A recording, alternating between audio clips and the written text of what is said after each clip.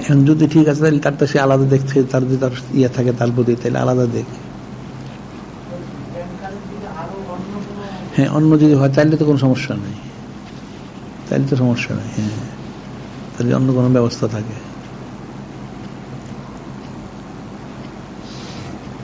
এখন তো অবস্থা তো কঠিন। এখন ব্যাংকার তার দোষ হলো সে সুদীতে লেনদেনে জড়িত। এখন যারা চাকরি করে, ব্যবসা করে, এরা তো সবাই জড়িত, সবাই বেপরোয়া হচ্ছে, গান বাজনা শুনতেছে, যাদের কামাই করে, ব্যবসা করে, চাকরি করে, যেখানে এখানে সব বেপরোয়া। সে যে ব্যবসা করে, ব্যবসার সাথে দেখা যায় তার ব্যবসার সাথে যারা করে তাদের সাথে সুদী লেনদেন আছে।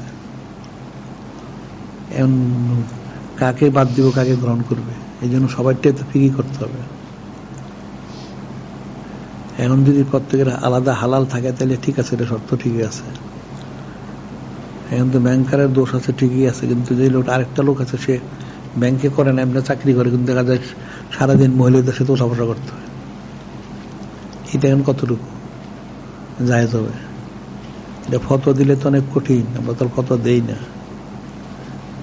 কঠিন বিষয়। হ্যাঁ,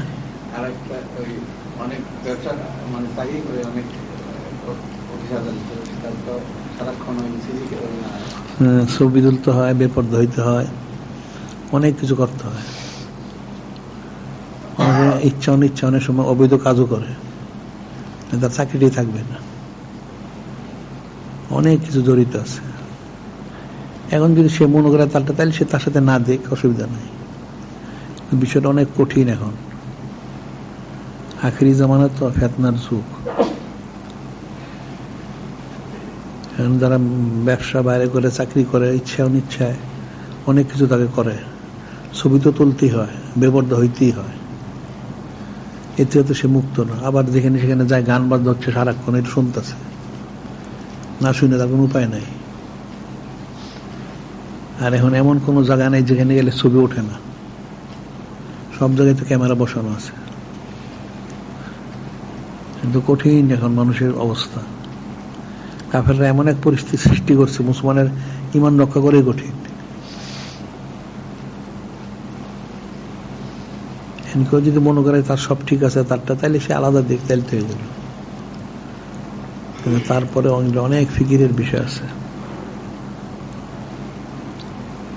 এখন যে পরিস্থিতি, এখন যদি আল্লাহ পাক এবং আর হাবিব মাহবুব নূরে মুজাসসাম হাবিবুল্লাহ হুজুর পাক যদি রহমত না করেন, তাহলে আর বাঁচার কোনো ব্যবস্থা নাই, কঠিন অবস্থা।